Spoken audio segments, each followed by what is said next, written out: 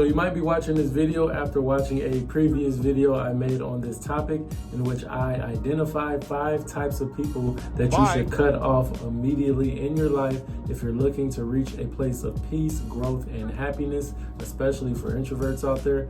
But if you are just stumbling across this video on this topic and you haven't watched that previous video, I do highly recommend you go watch it. I'm gonna have it linked right here. That video is helpful because when it comes to cutting people off, in most cases, it is a process. Now, knowing those folks in your life that are draining your energy, knowing those folks that you want to cut off is one thing.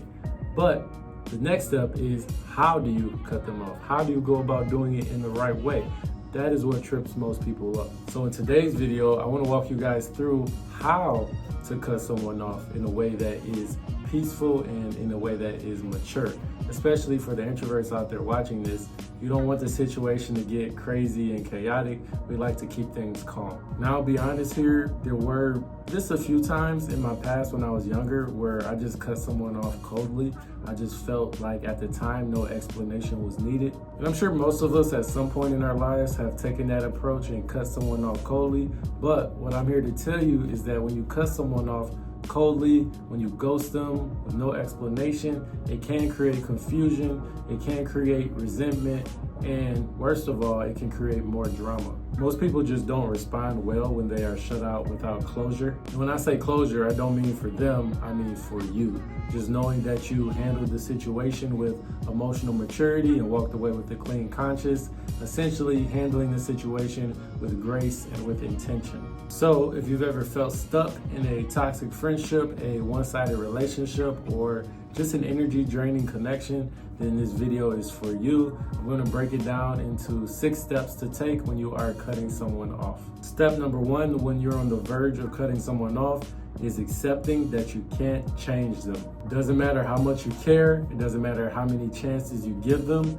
you cannot change someone who does not want to change. I know you've been holding out, I know that you've been telling yourself maybe one day they will get it, but the truth is people will change when they want to, not when you want them to. Accepting this truth can save you months, even years of frustration and energy. Also, you don't want the situation to affect you and you start to become someone that you're not. You don't want to be someone who is overcompensating, overextending, people-pleasing. Accepting that that person isn't ready to change does not mean you're a bad person. It doesn't mean that you're being pessimistic. It just means that you are choosing reality over fantasy. Step number 2, when you are in the process of cutting someone off, is to make a firm decision. Don't be wishy-washy. Don't tell yourself, maybe if they start doing this, I'll be open to doing that. No. This decision that you're making for yourself is real, and it means that you are closing the door on all other options. No more going back and forth. You have to decide that your peace is more important than guilt or obligation. It doesn't matter how long you've known them, whether it's a friend, a family member, a coworker, no one is entitled to access to you forever. I want to stress that for some folks, this is not easy. It's not easy to make that decision, but at the end of this process, you are going to feel very free. It's going to feel like a weight was lifted off of your shoulders. Also, when you're in the process of making this decision, I recommend not talking to too many people. Maybe one person that you really trust. You hear them out, and maybe they have some good advice. Maybe it's me, maybe I'm that guy, but in general, you don't want to talk to too many people about, hey, should I cut this person off? Because getting all of these different opinions and things like that, that person doesn't know everything you've been through. They don't fully understand the context. So ultimately, it's just going to make you end up getting more confused and backtrack on a lot of the things that you want to do. So keep it to yourself, go with your gut. Step number 3, you have decided to cut this person off. Now, before interacting with them, you want to prepare yourself emotionally. Before you talk to that person, it is important that you center yourself. Take time to reflect. Practice what you want to say. You can even journal or write down what you needed from that relationship, how it affected you. Not only is this going to help you to get that off your chest, especially with a lot of us introverts being writers, but in general, it's going to help you to stay grounded. It's going to help you to avoid from getting emotional or reactive when you are having that conversation. Taking that time to prepare yourself emotionally will allow you to speak with clarity, with calmness, and with focus. Step number 4, you have decided to cut this person off. You have prepared yourself emotionally. It is now time to have that conversation. And again, we are choosing to have this conversation as opposed to cold silence because we are being emotionally mature. We are avoiding drama that could pop up later, because remember, if you don't have this conversation, then that person could twist the narrative to whatever they want to. Also, we are setting the tone for our future relationships and having good communication. Now, when it comes to having this conversation, don't do it over the phone, not through text, not in a group, just one-on-one, just you and them. Remember, the key during this part of the process is staying calm. When you're having this conversation, speak from a place of I instead of blaming. For example, I need something different in my relationships, or I need space for my mental health. Also, focus on the action instead of the person. For example, instead of just saying you're toxic, try instead saying something like, I've noticed certain patterns that don't work for me. In general though, keep it short, sweet, and to the point. Don't feel obligated to explain everything. If they try to argue or debate, and there's a good chance they might, don't engage. Just say, I hear you, or I understand, but I made my decision. After you said what you needed to say, then it is time to exit calmly. Don't let the situation linger.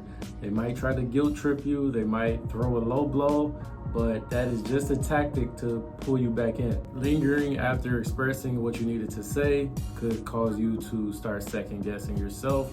And if you're an introvert especially, you might be prone to overthinking, so you don't want to do that. Exit while you are clear-headed, and remember, the goal is not to win or to be right, but to move on. If the conversation did go smoothly, then if you want, you can end it with something respectful like, I wish you well going forward. Now they're out of the picture, hopefully. And so this is why step number 5 is important, is because now it is time for you to create clear distance. Distance yourself entirely. Follow through with what you said you were going to do. That means no more texts, no more late night calls, no more I'm just checking in.